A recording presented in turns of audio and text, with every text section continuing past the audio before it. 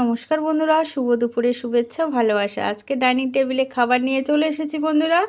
তিনটে ডিশ বানিয়েছি খাবারের আজকে। তার মধ্যে একটা ডিশ তোমাদের সাথে রেসিপিটা শেয়ার করব। এইটা দেখছো, এটা হচ্ছে কারি বলে। এটা দই আর বেসন দিয়ে বানানো হয়। আমার ছেলের এই খাবারটা ভীষণ প্রিয়। এটা পাঞ্জাবে আর হরিয়ানা, মানে ওদের এই মানে খাবারের মধ্যে এইটাই জন্য ওদের ফেভারিট খাবার আমি দেখেছি। এইটা হলে ওদের আর কিচ্ছু লাগে না। কিন্তু আমরা বাঙালিদের তো এইসব চলবে না। এটা থাকলেও তার সাথে সাথে আমাদের মাছ সবজি এগুলো তো থাকবেই। আমাদের একটা তরকারি দিয়ে কি খাওয়া হয়? হয় না। কত সবজি বানাতে হয়। আর সকাল সকাল তোমাদের দাদাভাই চলে গেছিলো বাজারে। বাজার থেকে কত সবজি নিয়ে চলে এসেছে দেখো।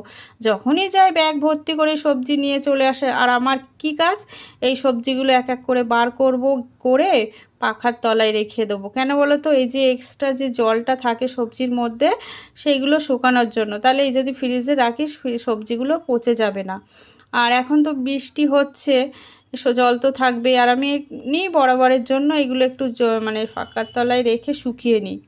চলো, আর এইদিকে আজকে অনেক সবজির সাথে সাথে মাছও নিয়ে এসেছে আজকে বাজার থেকে। তা সেইগুলো দেখাবো কি মাছ নিয়ে এসেছে আজকে। দেখেছো শুক্তের মানে আইটেম নিয়ে চলে এসেছে, ডাঁটা নিয়ে চলে এসেছে।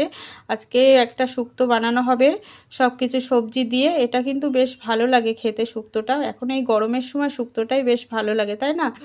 আর এই যে মাছ নিয়ে এসেছে। আর এমনি তোমাদের দাদাভাই মাছ নিয়ে আসলে কেটে নিয়ে আসে। চিংড়ি মাছটা কেটে নিয়ে আসতে পারে না, কেননা যে মাছটা তো তাড়াতাড়ি কেটে দেয়। চিংড়ি মাছটা তো একটু সময় লাগে কাটতে। আর যারা মাছ কাটে তাদের কি অত সময় আছে বলো? আর তারা তেমন পরিষ্কারভাবেও চিংড়ি মাছটা কাটে না। চিংড়ি মাছের কাটলে দেখবে চিংড়ি মাছের মধ্যিখানে দেখিয়ে একটু টানলে দেখবে একটা কালো শিরা মতো থাকে। ওই শিরাটা কিন্তু বার করে দিতে হয়। আর আজকেও আনারস নিয়ে চলে এসেছে। আনারসটা কিন্তু খুব ভালো, গন্ধটা যা বেরোচ্ছে কি বলবো বন্ধুরা, একটা মিষ্টি মিষ্টি গন্ধ। দেখো, শুক্তো বানাবো বলে শুক্তোর সব আইটেম কেটে নিয়েছি, অল্প করেই কেটে নিয়েছি। একবেলার মতো করব শুক্তোটা। আর চিংড়ি মাছটা জলে ভিজিয়ে রেখেছি, কাটা হবে। আর চিংড়ি মাছ দিয়ে ওলের একটা রেসিপি আমি বানাবো। এই রেসিপিটা তোমাদের সাথে আজকে আমি শেয়ার করব। দেখো, টুকরো করে একটু বেগুন কেটে নিয়েছি, ওল আলু।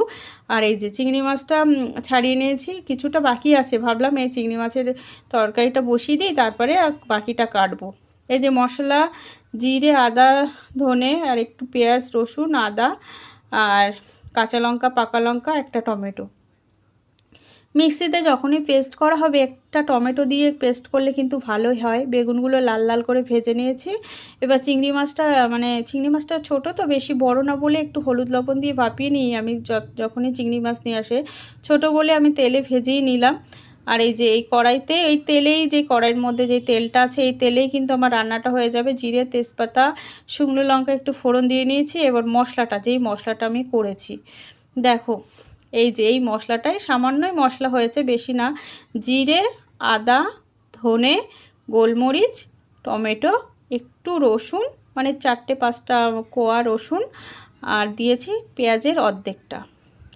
একটু মশলাটা কষে নিতে হবে। একটু কষাতে কষাতে তেলটা বেরিয়ে আসলে তারপরে আলু আর এটা দিতে হবে, ওলটা কিন্তু আমি আগে সিদ্ধ করিনি, এমনি দিয়ে দিয়েছি। এখন এই সিজনে এখন নতুন ওল তো এমনিই ভালো হবে, সিদ্ধ আর করার দরকার হবে না।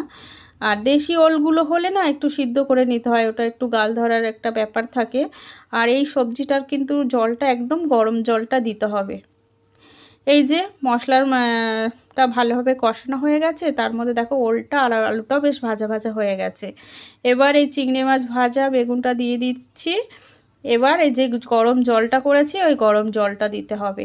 একটু জলের পরিমাণটা আমি বেশি দিচ্ছি, কেননা বন্ধুরা আলু আর ওলটা সিদ্ধ করা না তো, ওই জন্য। চলো বাস, আর কিছু না, এবার ঢেকে রাখতে হবে। কিছুক্ষণ হয়ে গেলে বাস হয়ে গেছে আমার এই রেসিপিটা। ওলের রেসিপিটা তোমাদের কেমন লেগেছে অবশ্যই কমেন্ট করে বলো। ভালো লাগলে